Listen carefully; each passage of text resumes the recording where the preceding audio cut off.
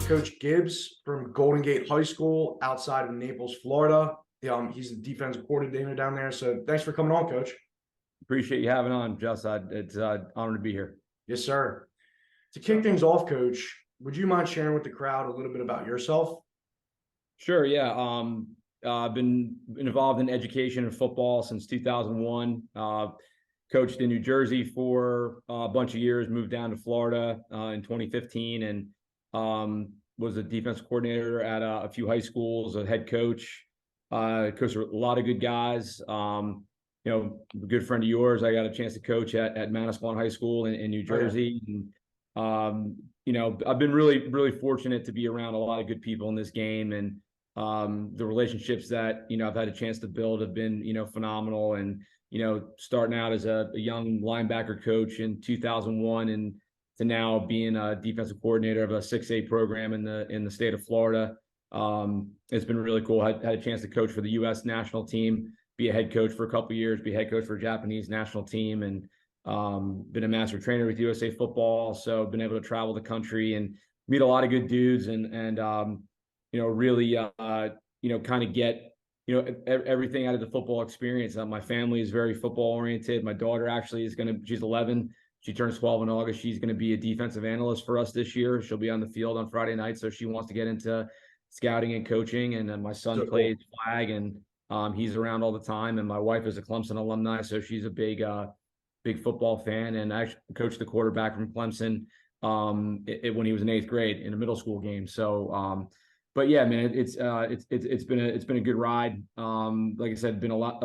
Wouldn't be here for the people that taught me how to do things the right way, and just teaching me how to go through the process and just to continually work hard and try to outwork people. Yeah. So if you had to tell you're first starting off as a linebackers coach, what do you think now that would better serve yourself as a young coach back then? I think it's more of don't coach on emotion. I think as a young coach you tend to do that. I think a big problem today in our society is this generation doesn't know how to take constructive criticism. So I think at times as a younger coach, especially because I was a coordinator at a young age. I was a coordinator at 26. So it's like we tell our kids, like, if you're getting coached, it's not a personal attack. And so I would say, like, be more analytical than emotional, I guess, if I could go back and talk to my 21-year-old self.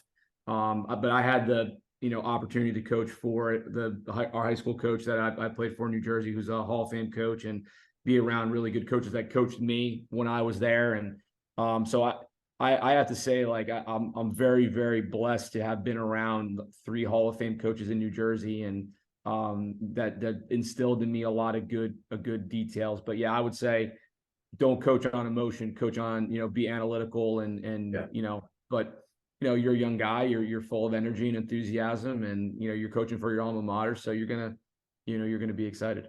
Definitely. So around this time of year, like spring ball for most guys have just ended. What do you think coaches should be doing around this time of year to prep for next year? Well, I'll just take us for example. We started practice on Monday. We finished day 3 today, and we're still in the basic installation process. I would say, to be honest, one thing that has stuck with me through all the years of being a football coach is it comes down to blocking and tackling and fundamentals. So like for us as a defense, we're very complex in what we do. We have a lot of different pressures that we run, a lot of different coverages and fronts and things. But for the first week, we're basically just running 2 fronts and 3 coverages, because I want the kids to understand where they fit in the run, what they're supposed to do on a pass. And then once we get that fundamental stuff down, then we just kind of build up. And, I would say to kind of, answer a little bit more, expand upon about that question is, what does your personnel dictate for you to do on either side of whether that's offense or defense? Like, I grew up in a 4-3 defense, coached in a 4-3 defense. When I was a young coordinator, I ran a version of the 4-3, more of a 4-2-5, and then got down to Florida, and it's a lot more athletes and a lot more space, and we got to be able to, move in space. And so I ended up developing this 3 safety system, I should say, with a friend of mine, Rick Stewart at All Access Coaching. So Mm. really teaching coaches how to be able to get as many athletes on the field as possible, and given the RPO teams a very very difficult time. So yeah, I would say fundamentals, learn how to tackle, learn where the run fits are, know your pass drop zones. Because again, I think there's a lot of kids today that are playing flag football longer. So we get in our area, we have a very a high Haitian community population. So we get a lot of kids that will not play football until they're freshmen, but they played soccer their whole lives. So it's like teaching them how to be a football player. Like I got two corners that are basketball players that are coming out for the first time, and they know how to play basketball. They're athletic as anything, but they don't know how to play corner yet. And it's for me, I always tell them, I'm not going to get frustrated with you because you don't know what you're doing yet, but just give 100% effort, and then we'll just kind of go from there. But yeah, fundamentals, blocking, tackling, and then you get into the fun stuff. Yeah. And then going off of your last point about giving 100% effort, can you talk about the importance of culture and like why kids just need to be given 100% no matter what, and how programs can, I guess, build that kind of culture? Sure. I mean, I always tell our guys, like, I think about stuff my high school football coaches told me every day, because we had such a great culture at Manasquan, and we had such a great coaches. I think, first of all, you have to know your demographic, right? You have to know what kind of kids you have. You have to, coming into a program, what are their strengths, what are their weaknesses, what do we really need to stress? For us on the defensive side, we're the black shirt defense, where we play fast and physical. We do our job, and we tell them ignore the noise. Don't listen to anybody on the outside. Anything that needs to be said can be said within the walls where we meet. And then when we leave, everybody's on the same page. So that's kind of like our mantra. And then what we really hang our hat on is something that I got from Coach Don Brown while he was at Michigan. What is this havoc rate? And the kids love it. So basically what we do is every game we have a havoc rate percentage. So we take sacks, tackles for losses, interceptions, fumbles caused, fumbles recovered, and third down stops, and we divide them over the total number of plays that the defense had during the game. So last year we averaged 42% per game. So that's kind of like the carrot we dangle in front of the kids. Like, hey, we do Wednesday night meetings, and when we feed the kids dinner, because we come from a Title I school, so we got a lot of kids that are free and reduced lunch. So I get a local restaurant to sponsor, and that was something that was started when I was a junior in 1995 at Manasquan by my linebacker coach Jay Price, who's actually the head coach now.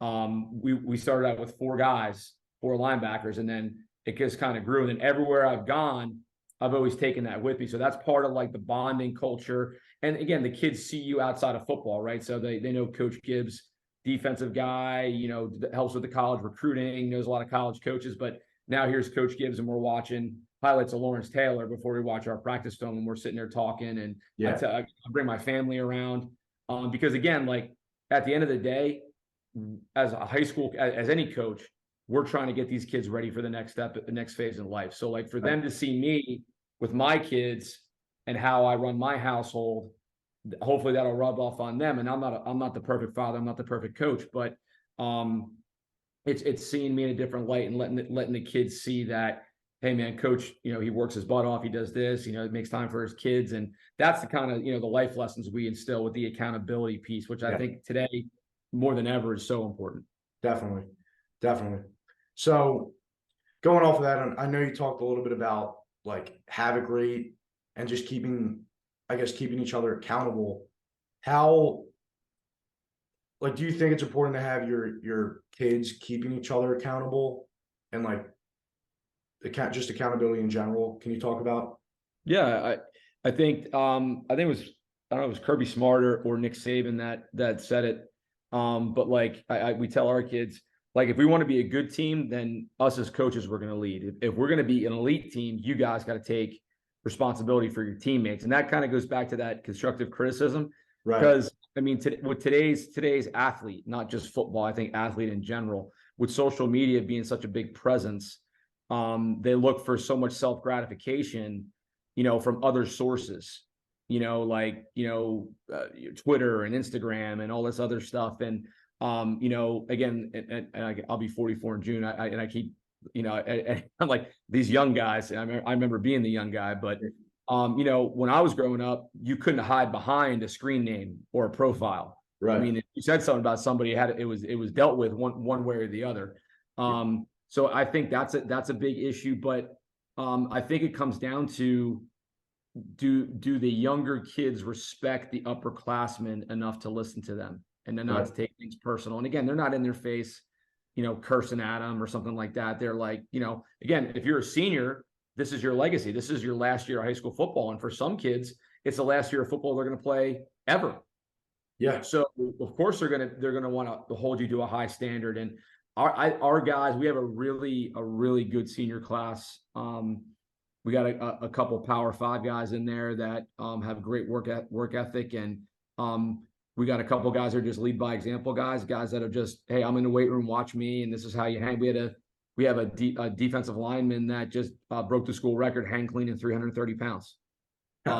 He's not a vocal kid, but McKendy's probably the hardest worker in our weight room, and the kids see that, and we're hoping the younger kids look at him and say, well, I want to be like that kid in the weight room. So if the players are leading your team, you have a very, very good chance to be successful during the season. Definitely. And I think from my playing days, especially like that, the teams that I've been a part of where there's really strong senior leadership, those are the teams that always just were the most successful. So I definitely can relate to that. So as we're kind of wrapping up, is there any like last thing that you wanted to share with the crowd or the audience before we get off here? I mean, I think, I guess one thing for me would be, everybody that's out there, that's an athlete that has the opportunity to try football. Obviously we're in a state where like we have basketball kids out during spring, where there's other states that they don't have spring football, or they have like I know in Jersey, it's like the day after the last track meet, they get like a 3-day period of just helmets or whatever. Yeah. I tell a lot of the kids that walk the halls at Golden Gate, just come out and try it, because the worst thing you could do in life is not try it. And then 5 years down the road, after we do something great, say, man, I wish I would have been a part of that, because that would have been really cool. Yeah. Right. And being around my friends and, just because, I said it, I was talking with, we had the cornerbacks coach Burkett from South Florida, came watch practice yesterday. And I said, this is why football is the greatest sport in the world, because if you, no matter where you stand, what music you like, politics, food, whatever, clothes, sneakers, you got 11 guys in a huddle from different races, ethnicities, household income, but they're all there working together to achieve a common goal. And I said there's no other sport in the world like that. And I think more than ever today, especially in the climate of our country, we need football. Yeah. People need to be involved in football, and yeah, I just think it's a sport that everybody should be a part of and get to experience. And I tell the kids that are coming out, try it. Listen, it's 19 practices in a game. If you don't like it after the game, at least you said, listen, coach, I came out, I gave it a shot, and that's it. Right. But I mean, I wouldn't be sitting here talking to you and having the opportunities that I've had without the game of football. So yeah, I just like to see more kids get out and try it, whether it's flag or tackle or whatever. Just get out and get involved, and don't sit in your house. Go out and run around, play some wiffle ball, do something. Yeah. But yeah, that's kind of it, man. Yeah. Yeah. I don't think you could have said it any better. Like, just the fact that football really is the greatest game out there. Like, the fact that you're able to have kids from all these different avenues of life in the same place, working towards a common goal. It's something that's really unique, and it's something that's going to serve these kids throughout their lives in anything that they do. So that's really, really cool. And I think the more the more that we can kind of have kids realize that's what it's all about. You know, it's not about the fame or, you know, the clout, if you will, like on social media. It's really about understanding these values and instilling that within you. Yeah, I mean, I think we have another issue we have is all these kids that, you know, don't understand, you know, FBS football in a sense where there's 1.3 million high school football players in the country, and 1% of them will go play at the FBS level. Right. And your diploma doesn't say what division you played in. You know, Right. I tell our parents when we do our recruiting meeting, I say, listen, the goal is for you guys not to have to pay for school. Yeah. That's the goal. Like we have a kid in our senior class that's a 4.7 GPA. He's a 5'10" linebacker. And Wheaton College, which is a high academic Division III school, he went and visited in Illinois, basically told him like, hey, apply for this scholarship. There's a good possibility you're not paying for school. And I told him, I said, listen, I said, if you go here and play football, they pay for you to go to school. You can get your master's degree. I said, it's the relationship now that if you're a business major, the coach says, hey, listen, here's a list of 15 alumni that want to hire you to be an intern in the city of Chicago. Yeah. You know, it just goes from there. And I really feel an issue today, especially is parental involvement. Yeah. It's parents trying to live vicariously through their kids. And again, some parents don't know what they don't know, right? You know, but if you're and we run into this down here in Florida is like, you know, these camp invites. You know, there's kids that have never played varsity football and they're like, well, I'm going to Miami for a camp. I was like, that's great. That's fantastic. But you got invited to Miami. I'm like, did you get an email from like an automated system, you know, an invite, or did you get an actual invite, you know? And and I think I actually posted two things the other day. One was Frank Martin, who's the head coach at UMass basketball, and the other one is Dawn Staley. She's a head coach, women's coach of South Carolina. And Frank Martin's quote, just to give you like a brief synopsis of it, he's basically like, everybody today say kids have changed. He's like, that's not true. He goes, parents have changed and they're expecting less of their kids and not holding them to a high standard because they don't want them to fail. They don't want them to face adversity. Right. And Dawn Staley basically kind of said the same thing, but she's like, listen, I'm not here to make your kid feel good about themselves. Right. I'm here to make them a better person. And if you can't handle that, then this is not the right place for you. And it's sad that we have that. But I think a big cause of that is the internet and social media, because somebody can just get on YouTube and watch a drill and think they know everything. Right. You know, and, you know, we have parents everywhere I've been that are like that. And I'm like, listen, you want to come to practice? You want to come watch film all day Sunday? You want a game plan? You're more than welcome to have input, you know? Right. But, you know, like I said, unfortunately, I think, we, you know, again, like there's more good than bad, but usually the bad are the ones that stick out. Right. Definitely. Yeah. A lot of good stuff to unpack there. I think the biggest thing for me is like going back to what you were saying about just having the opportunity to play college football, have a free education. Mm-hmm. For me, like I was a 5'10" defensive lineman, so I wasn't going to get a scholarship at a Division I program. And my experience at Gettysburg College was such that, like, I just had so many opportunities through the college that my football career aside, like everything that I created and went about through college can all be attributed back to the fact that I got recruited to play football there. Yeah, so it's like, so I feel like those opportunities are ones that student athletes that are in high school right now should not overlook or even like devalue, because the opportunity to play in college, no matter what, is one that's going to set you up really good in life, in my opinion. Yeah, I mean, you look at look at John and Chris. You know, who can't. You know, I mean, John was a 5'9" middle linebacker. Chris was 5'11", maybe 5'10.5". Yeah. You know, and you know, got recruited and used their I always say use football as a vessel for your education. Right. You know, get to where you know, and I also use this example, you know, because I always tell our kids, no matter who walks in the building, you look them in the eye, you shake their hand, whether it's Nick Saban, whether it's Dabo Sweeney, or the, head coach of, whatever Division III school. I said, the head coach of the LA Chargers 5-6 years ago was a DC at John Carroll, D3 school in Ohio. Yeah. So I said, you never know who's going to go where. And, it's like, I said, you treat everybody the same, no matter what their logo is, because that logo could change.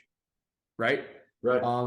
So like my brother-in-law's at Washington State, now assistant line coach, and he was at Missouri, then he was an OC at Missouri State, then he was back at SEMO, then he went back, you know what I mean? So, he's been around, a little bit, but yeah, I just, I think that's the thing that gets lost in all of this, because, everybody's offers, but what's a committable offer, right? Yeah. That coach calls you and offers you right now, can you say, coach, I want to commit? And then if they say no, then it's not really an offer. Right. Definitely. Cool. All right. So I know there was a lot after we try to wrap up, but yeah. Anything else? No, I mean, like I said, I think we covered a lot in a short amount of time, and no, I really appreciate you having me on, man. This was good stuff, and I really appreciate what you guys do. And like I said, we're going to get you down to Florida, get the CoachTools down in Florida, and get this thing pumping down here in the Southeast. Yes, sir. All right, Coach. Thank you again, and thank you again, everybody, for listening.